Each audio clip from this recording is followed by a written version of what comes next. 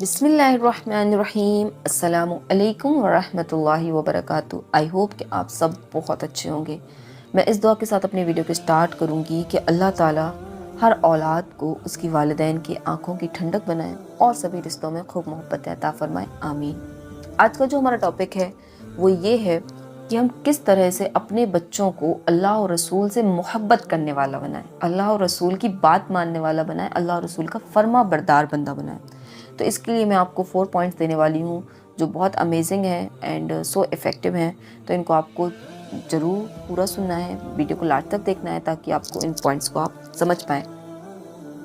Point number first है वो ये है कि बच्चों की तरबियत बालिग होने से पहले करें, यानी उनको दीन जो सिखाना है, जो अल्लाह और रसूल के अहकाम हमको उनको सिखाने हैं, वो बालिग होने के पहले सिखा दें। क्योंकि उससे पहले तो हम बच्चों को ये कह के टाल देते हैं कि अभी बच्चा है बच्चा है बच्चा है, और जब बालिग हो जाते हैं बच्चे तो फिर वो हमारी बात को नहीं सुनते हैं, क्योंकि उनका खुद एक जो सोचने का लेवल हो चुका होता है वो अलग हो चुका होता है और वो सोचते हैं कि अब मैं सब समझ सकता हूँ, मुझे किसी की नहीं सुननी है। देखिए, मैं इसके लिए आपको एक हदीस सुनाती हूँ कि अल्लाह के रसूल सल्लल्लाहु अलैहि वसल्लम ने इरशाद फरमाया कि जब बच्चा 7 बरस का हो जाए तो उसको नमाज का हुक्म दो, और जब 10 बरस का हो जाए तो मार कर पढ़ाओ। तो इससे क्या पता चल रहा है? क्या बच्चा जब हम 7 बरस का होगा उसको हुक्म देंगे कि नमाज पढ़े और हमने उसको कुछ नमाज सिखाई नहीं है, वो किस तरीके से पढ़ेगा? पता चल रहा है कि बच्चे को हमें 7 बरस का जब हो जाए तो उसको नमाज पढ़नी आनी चाहिए, तो इसका मतलब है आपने उसको सिखाई होगी।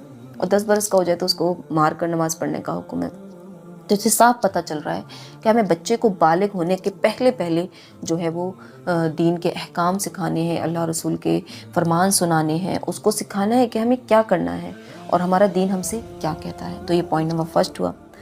सेकंड है, रीजंस बताएं।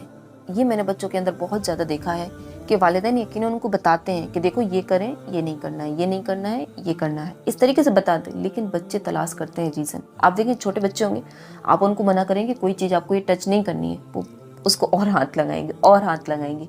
लेकिन अगर आप उसको रीज़न बता दें कि बेटा ये गर्म है, आप छुएंगे तो आप जल जाएंगे, फिर वो अलर्ट हो जाएगा, फिर वो उसको हाथ नहीं लगाएंगे। इसी तरीके से हर एक काम का है कि आप बच्चों को अगर दीन के अहकाम बताते हैं तो उसको रीज़न बताएं।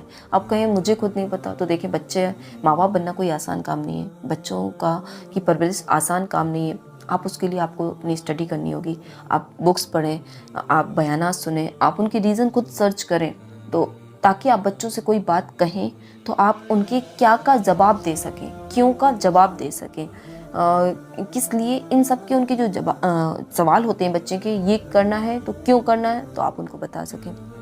मैं कहती हूँ कि साथ साथ आप दीनी जो रीजंस बताने के साथ साथ, जैसे हमने कहा बच्चों से नमाज़ पढ़ें, तो आपने कहा बच्चे कहते हैं क्यों पढ़नी है, तो हम बताते हैं कि अल्लाह और रसूल का हुक्म है और नहीं पढ़ेंगे तो हमको सज़ा मिलेगी। ये आप रीजंस बताते हैं। इसके साथ साथ अगर आप साइंटिफिक रीज़न भी रख लेंगे, उनको बताएं कि नमाज़ पढ़ने के साइंटिफिक क्या फ़ायदे होते हैं।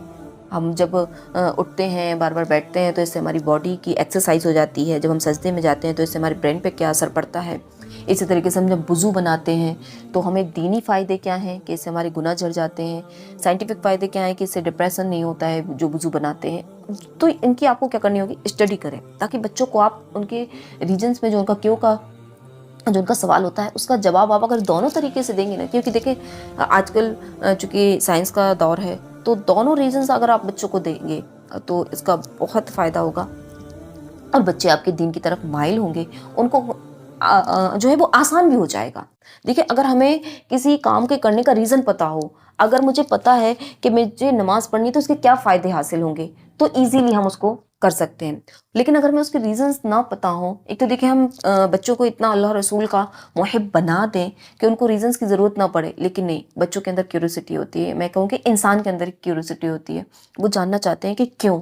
तो हमें अपने बच्चों के क्यों का जवाब ज़रूर देना चाहिए, इससे वो दीन की तरफ माइल होते हैं। कई बार ऐसा हुआ है कि उन्हें क्यों का जवाब नहीं मिलता है तो वो दीन से दूर हो जाते हैं, अल्लाह रसूल के अहकाम से दूर हो जाते हैं। तो ये माँ बाप की रिस्पॉन्सिबिलिटी है कि वो उनके लिए स्टडी करें, उनके लिए इल्म हासिल करें। बच्चों के लिए जो है वो आप ये समझें कि उनको किस चीज़ की ज़रूरत है, वो मुझसे क्या पूछेंगे, तो उस चीज़ को आप पहले से प्रिपेयर करके रखें ताकि आप अपने बच्चों को जवाब दे सकें। और पॉइंट नंबर थर्ड है, खुद अमल करके दिखाएं। یہ بہت افیکٹو پوائنٹ ہے. آپ بچوں کو اگر سکھا بھی دیں گے، آپ بچوں کو سب بتا دیں گے، لیکن خود عمل کر کے نہیں دکھائیں گے. مان کے چلیں آپ نے بچوں کو بالغ ہونے سے پہلے دین سکھا دیا، ان کو ریزنز بھی بتائیں، لیکن آپ کبھی خود ان کے سامنے اس پر عمل نہ کریں، اس کو فالو نہ کریں. بچہ یہ بتائیں کیسے اس کو فالو کرے گا؟ آپ نے کبھی نماز پڑھ کے اس کو دکھائی نہیں، آپ نے کبھی روزہ اس کو رکھ کے دکھایا نہیں، آپ نے کبھی پردہ کر کے اس کو بچیوں کو دکھایا نہیں، وہ کیسے کریں گی؟ اب میں آپ کو اپنی بتاؤں کہ میری بچی ہے، چونکہ دیور سے پردہ ہے، اور میرا ایک دیور ہے، تو میں اس سے پردہ کرتی ہوں الحمدللہ. اور اللہ کے رسول نے فرمایا کہ دیور موت ہے، تو میں اس سے پردہ کرتی ہوں. اب میں کیا ہوتی ہوں کہ جیسے روم میں گھر پہ کوئی نہیں ہے، میں اپنا دوپٹہ اتار کے بیٹھ جاتی ہوں. تو میری بیٹی کہتی ہے مما دوپٹہ اوڑھ لیں، چاچو آ جائے گا. میں کہوں گی نہیں بیٹا، باہر سے گیٹ لگا ہوا ہے، کوئی آئے گا تو ہم پہلے جائیں گے نا، گیٹ کھولیں گے جب تو کوئی گھر میں آئے گا. اچھا مما. تو اس کو پتا ہے کہ مما اس سے پردہ کرتی ہے تو پردہ کرنا چاہیے. اسی طریقے سے میرا بیٹا ہے چھوٹا، ابھی میں آپ کو بتاؤں 2 سال کا ہے، تو وہ اگر اس کو کہیں جانا ہے تو مجھ سے کیا کہتا ہے؟ نقاب پہن لیں. میں اگر جب تک نقاب نہیں پہنی، وہ روئے گا کہ آپ نقاب پہن، کیونکہ اس کو پتا ہے کہ یہ بغیر نقاب کے گھر سے باہر نہیں نکلیں گی، ان کو نقاب پہن کر ہی جانا ہے. تو اگر اس کو پتا ہے کہ وہ گھومنے جائیں گی، میں اس کو تیار کر دوں گی، اب وہ روئے گا کہ آپ تو تیار ہوں، مطلب آپ نقاب پہنے، آپ تو ایسے جائیں گے.